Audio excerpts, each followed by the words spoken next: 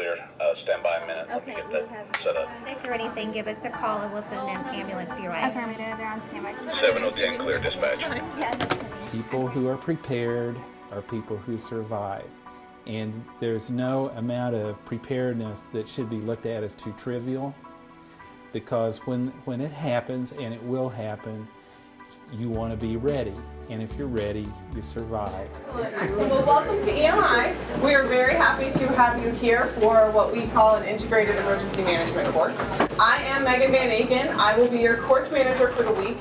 Oh, community training is extremely important. This year's exercise focuses on multi-hazards, so lots of different facets of emergency management response. And it contains a lot of weather events that are very real world in conjunction with a couple of hazmat related incidents at the chemical plant. He's telling me that ops didn't tell him anything about the 2-mile evacuation. Is this Larry? We can go through exercises at home and feel confident, but when you don't know what the exercise is going to be or the magnitude of it, and you're thrown into the middle of it, then it tests your true ability of preparedness. And that's what this is all about, being prepared. You gotta keep in mind, this is an exercise, and they're gonna be hammering us with stuff that normally would not count. Fire and city utilities on an ongoing incident we have going on in West Springfield. Impacting the fire on any chemicals on the site. Bringing everything back up as rapidly as we can. The training's really very realistic. It's a phenomenal opportunity to work with our partners both at the county and the city level, and so that we're ready to respond when the time comes, and that's the important part. What we learn here overlaps into every other emergency that we might run into. So while today we're talking about a chemical issue, we're also thinking back to the ice storm. We're thinking about things we learned after action from the tornado in Joplin, or even just the last time we were here. A list of things of, I wish we'd done this, this, and this, that we still have is still undone. Now we know when we get back, we've got to deal with that. So a lot of benefit to the community in that we're really efficient at what we do. We have great relationships, and this just reinforces it. What caused this leak?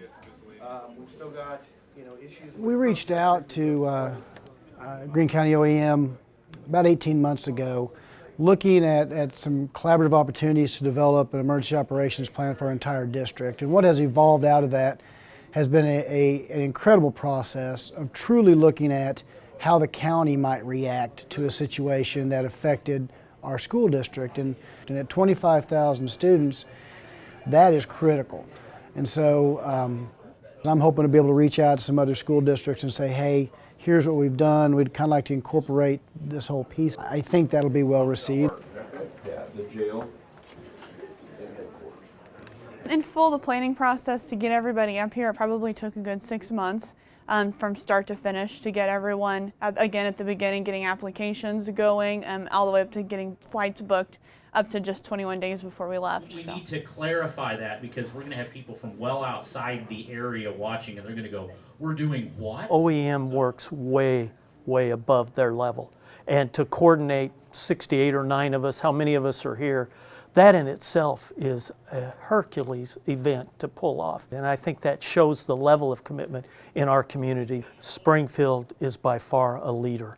When I take things for granted that we do all the time, people are astounded that every hospital comes together, all the city departments come together and work together. Absolutely. Just the way we do things in Springfield.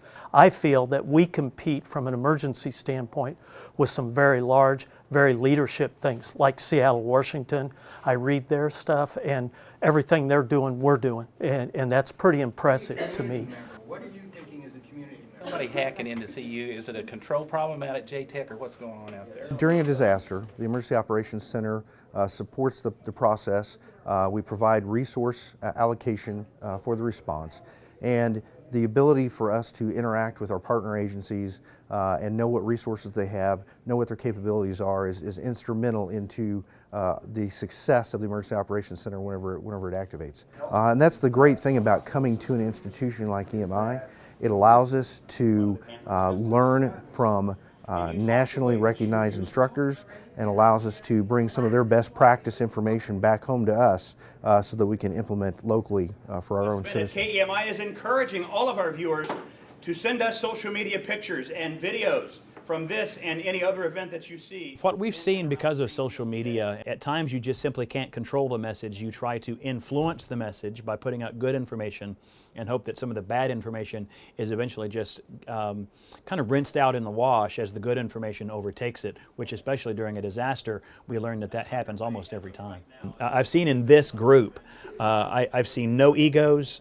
I've seen no one try to take their title and talk over somebody else. In the classroom and the exercise, it's pretty amazing how this community works together, and I've always been impressed by working with them, both on site, because I've been there several times, as well as the exercises that we do here.